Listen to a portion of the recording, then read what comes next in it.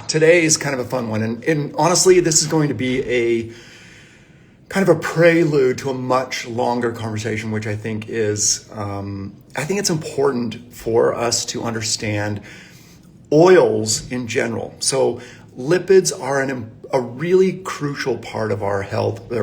Clearly, they make up a ton of our membranes and our various energy molecules, and there's so many of them that are unique that we don't even talk about. You know, we have glycosylated, we have nitrosylated. Now these are words that are big, but these are modifications of lipids that we generally think of as fatty acids or triglycerides and LDL, HDL. There's all these molecules that our body utilizes for so many purposes. I mean, they help our nervous system, they help our cellular function, they help our membranes and our responses to hormones. And I can go on and on and on. And without doing that today, what I want to really introduce to everybody is this idea of critical thinking when it comes to information regarding lipids. Lipids are they're a giant category. When you hear of things like amino acids or carbohydrates, they're not just simple. We don't just have one or two carbohydrates. We have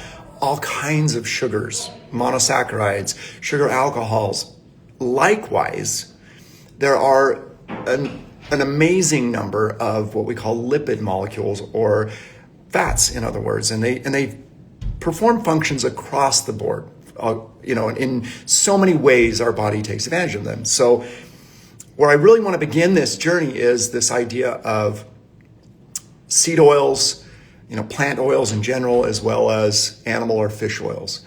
And those can run the gamut, right? Animals can be, oils that we derive from beef, pork, our tallows, our lard, other things like that. And then plant oils come in a variety of combinations as well. And some of those we know very much about how they impact us. For example, we know that many of the omegas, and we've heard the term omega-3, omega-6, omega-9, and without getting into too much detail, this really defines how many double bonds and where they're located in an oil. So we have something called saturated. These are oils that don't have any double bonds. Now, again, this is a chemistry term that I know I'm going to overreach, but what it means is it changes the way the oil behaves inside the body. So we have what we call saturated, and then we have monounsaturated, where there's a one double bond, and then we have polyunsaturated. Now, with a double bond, so this word unsaturated means that you can oxidize it. And that becomes one of the arguments that these oils get oxidized. And in fact, they can. And they get oxidized both from just oxidative conditions, whether they be extracted from a seed or from an animal, and they can be oxidized. We hear that from omega-3s from fish or krill or algae, or we hear that from omega-6s from plant oils. They can be oxidized. Now, the rate of oxidation is dependent on what the conditions are. Heating, oxidative conditions in the sense of how they're manufactured, how they're extracted.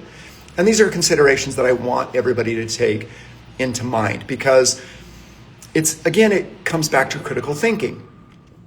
So before we get to kind of a practical side, let's talk about this for a minute. We have had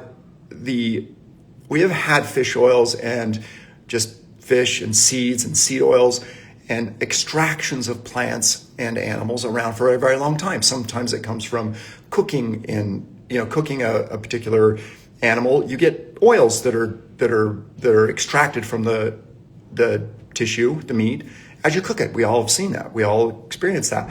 Both from porcine, bovine, and of course fish. Now, we can reuse these things. You've seen lard, you've seen tallow, etc. We can extract it out of bone marrow. And there's all these really amazing ways that humans for millennia have been using these things. And sometimes you'll hear the argument, but fish oils and seed oils are a modern invention. That's actually not true. They've been around for a very long time. You take olive and palm, just for example.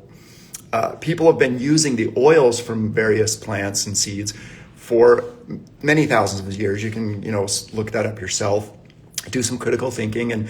But how are they extracted? So let's talk about a few benefits and a few concerns that we should address. And I'm not going to go into too much detail here, but we want to address these things in a real way, not in a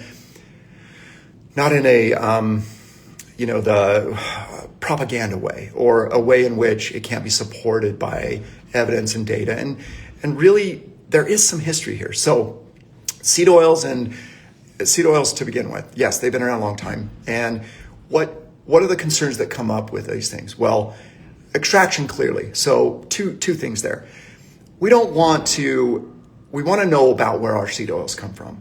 And so you got to look into that. And you say, okay, this was cold pressed. Beautiful. Cold pressing doesn't involve there's no chemical, there's very little heating, which really maintains the integrity of the oil. That's number one. So look into the oil you're buying, no matter what seed it's from. Chia, olive, avocado, these are all great sources, and they're very utilizable biologically, and they're very healthy for us. Furthermore, as you look into them, you don't want a lot of chemical extraction. You don't want a ton of heating. And even if you have, over your lifetime, used seed oils that have some of that, the detoxification pathways that we have that are endogenous to us will manage a lot of that. So where we go wrong, though, is we over-consume things like seed oils and carbohydrates. When you consume them together, it's very detrimental to our metabolism, especially at a highly overzealous or overconsumption ways. We don't need to consume very much of these things. A teaspoon up to a tablespoon a day is maximum. We don't want to cook many things in these oils. If you're going to use them in their natural state. Use them on bruschetta, use them on salads, use them in a way that you have a healthy seed oil, you're not cooking it, you're not heating it, and you're certainly not deep frying or subjecting it to oxidative conditions. It's fantastic when we do it in these ways. So really, it's not just about the oil that is becoming a problem, it's how we use the oils. And likewise with some of the fish oils, when they're in their natural state and they're extracted properly from fish or krill, they have a low oxidation. There's a lot of things that go into these oils that you want to include yourself. Rosemary, for example, is a great antioxidant.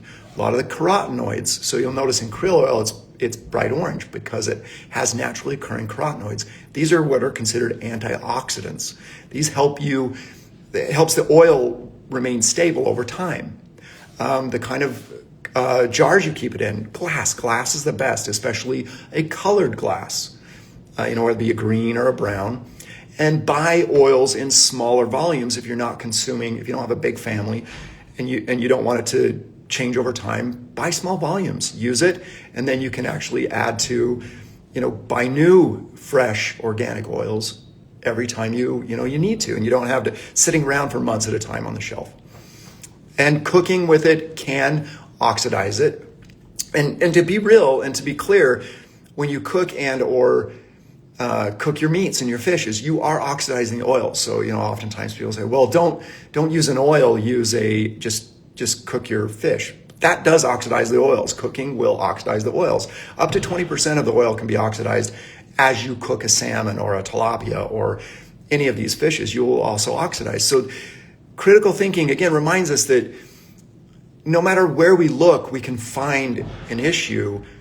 How do we navigate these issues? And I want everybody that at least I'm talking to think about these things in a much more objective way, in a more complementary to the real world problems and solving our health issues non-sensationally. That's really my goal.